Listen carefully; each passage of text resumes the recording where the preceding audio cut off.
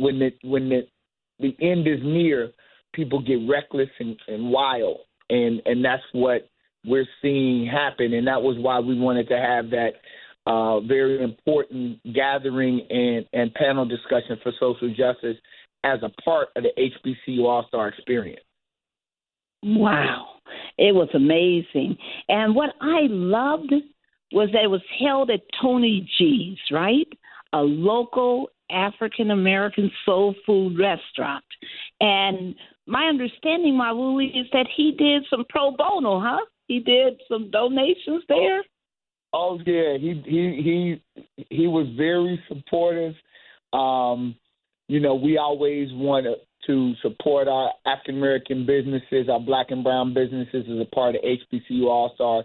But he was more than gracious in his support of HBCU All-Star. So it was a beautiful, beautiful weekend of not just of celebrating, but also of remembering the fight that we're in and what we must do in this moment to really honor Dr. King and his comrades, the Ella Bakers of the world. All right now. And Dr. Salas, during your panel, it was remarked on how the people perish for the lack of knowledge.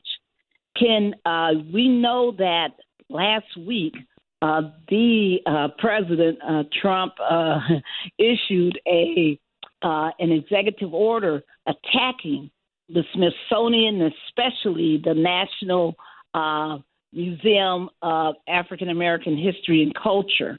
And in fact, the director that same week was removed from his job and suspended, quote, indefinitely.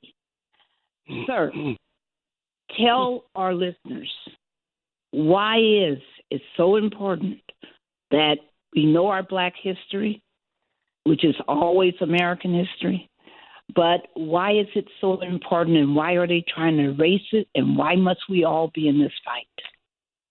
Well, a couple of things. One, I think Deborah Mawuli pointed out that they don't want this system, this white supremacist system, don't want black folks to know who they are. And so that's one aspect to it. The other aspect to it is they don't want the community, all people of all ethnicities, they don't want the community of all ethnicities to know what they did, what white supremacy did, hanging, beating, torture, actually cannibalism, eating black people, burying. They got rid of black bodies at least 4 different ways. When you died on the slave plantation, and sometimes even after, they buried you in a segregated black-only cemetery, and sometimes on a plantation. If they didn't do that, they drag your body down to the creek and let alligators carry it off. If that didn't work, they chop your body up and feed your body to hogs. And then last but not least, Johns Hopkins University of Virginia Medical School would have someone go to a graveyard, dig up black bodies so that doctors could learn how to operate on the human body. So this is what they did. They don't want people to know it because this exposes the true nature of a society built on white supremacy. So to try and destroy the African American Museum is an attempt to protect themselves, to continue lying about their white supremacy, to act like, nothing bad really happened.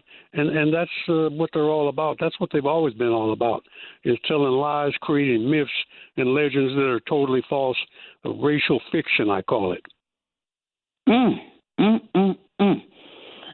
Daryl, go ahead.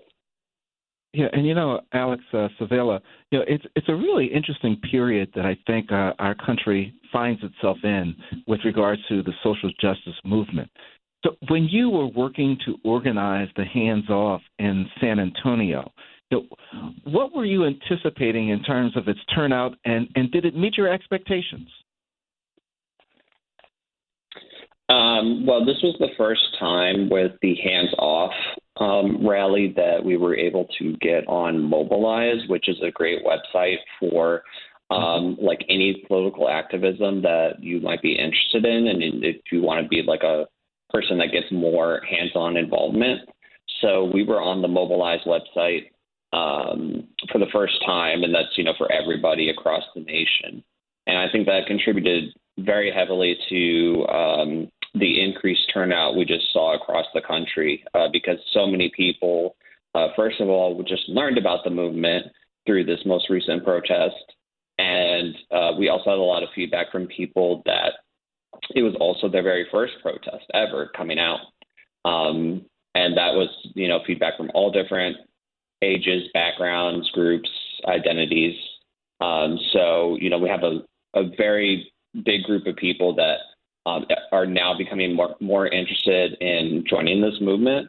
So, the signups we had, we had 3,000 to 4,000 signups coming into the event. So we kind of were already prepared for such a huge turnout. And, luckily it was a huge turnout. And it was just an amazing day. What were the next steps then? Yeah, I mean, I agree with you, Bart. It was an amazing day. Just folks all over the place. Both Barbara and I enjoyed, certainly the march and many of the speeches. After the last speech, is given, what's the next step? Is there a next step that's planned out? So the next National Day of Protest has been announced, and that's April 19th. So, again, every major city in the U.S. should be participating in this. And, we definitely are. We just actually had a very long meeting last night of going over some of our details for this upcoming protest. So, that's where, if you're whatever city you're in, you just want to try to get in touch with their socials, with lots of us discuss on apps like Discord and Signal. So if you can get in touch with them through those means, then, that's how you could become more directly involved with things like planning or becoming a volunteer and things like that. Alex, you did such a good job in San Antonio that when I came out of my hotel and said, I need to get to main plaza. How do I get there? And someone said, where are you going? And I said, hands off. And he said, oh, yeah, they're having that rally. And he was able to go on Mobilize, everybody. You can go on Mobilize and look up hands off, or if I found the way I found out there was a rally was I looked up hands off at 2025, and it just immediately came straight up on my, search engine. I want people now to, make sure that you write down hands off and that you look it up on your search engine, and you want to go to Mobilize to find out where the next event will be near you. And you can see where the events were held last week, and you can see some of the outcomes. I want to say that I loved hearing a lot of the new chants that I had never heard before, like no hate, no fear, immigrants are welcome here. No hate, no fear, immigrants are welcome here. I loved seeing the signs about, there were, signs about, there were signs, addressing fascism, no fascism, signs talking about, hands off our libraries, hands off our Social Security, hands off our Medicaid, hands off, our schools, hands off, our museums, hands off. People were there. One woman, I just loved her. She had a sign that said, hands off everything. People are just so out of control, attacking all of us, hands off our government. There were just some amazing signs and amazing chants. I remember one on, talking about hate and the KKK and Elon Musk and Trump and how they're part of that tradition and how we got to reject it. I mean, there were just so many amazing creativity. I love seeing the families, Daryl, all those families that were there, the young people, the young speakers. Go ahead. And I agree with you with all that, Barbara, that, there certainly was, a robust turnout of people that was there. But Professor Salas, Mawuli, I tell you what was absent across the country, in my opinion, were a lot of African-American protesters coming out to be part of the hands-off rallies across this country. Professor Salas, do you think there's a reason that there was a decrease or a lack of African-American participation in these hands-off rallies? Yeah, I do, and sometimes that happens in the very beginning of things. And part of the reason, I think some people are thinking about Ferguson, Missouri. Some people are thinking about the Black Lives Matter movement and how white supremacy can yeast up all these neo-Nazi groups to show up with guns and shoot people. And certainly the excuse they would like to have would be a bunch of black folks show up. But in my opinion, I still subscribe to Frederick Douglass's view about you're not going to get any change unless there's a struggle. You can't stay home and act like you're not a part of this, because black folks are being attacked harder than most anybody else. And it'll just be a matter of time before they go beyond DEI and start doing more strikes against the black community. And some of it, I think, is generated by the white supremacists themselves. They want to keep black people from being politicized. And then some people, gosh, I mean, as much as I hate to say it, some people just don't have a backbone. If you want change involves sacrifice. If you want to fight for freedom, you might have to sacrifice something. So this is the way we need to look at that. And black folks need to get out there in the next one on April 19th and be a part of it. We can't sit by and let this juggernaut of white supremacy just smash over the top of us. We got to get out there and take the risk, whatever your perceived risk may be, and do what we got to do. Gosh, power concedes nothing without a demand. Well, never has and it never will.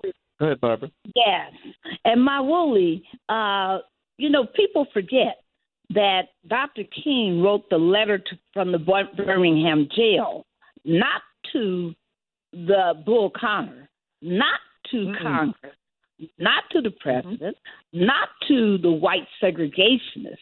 He wrote that letter to the black pastors and the white pastors who were criticizing him for marching, criticizing him because people were getting beaten in the streets by Bull Connor and others, criticizing him for, quote, being undignified and sitting and rotting in a jail. That's what they were saying. And they were saying, you're putting people at risk. You're causing people to suffer. You are nothing but an outside agitator. And he wrote that letter to the people who are, quote, sitting home. He wrote it to the people who were fearful. He wrote it to address those issues. Did he not, Mawuli? Is this not something that we have to deal with? Go ahead.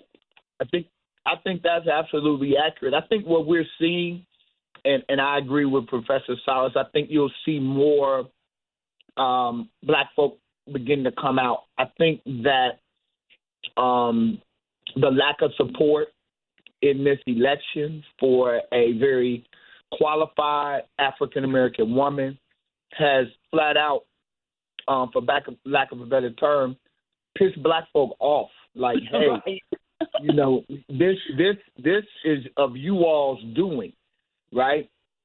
Trump doesn't get in, Elon Musk doesn't get in without this outpouring of white support for him. And so I think that you're still seeing the after effect of that, and people frustrated with this political system, with the Democratic Party, with the so-called white moderate, and so there was a conversation. And you go to some of these social media influencers, it was enough of a conversation that it's been covered that they were like, we sitting home. Some people, not all. Atlanta had a little bit of a different turnout from what I could tell, was that there were about 50-50 in Atlanta, or even more African Americans, turning out. So I think it will pick up because I agree that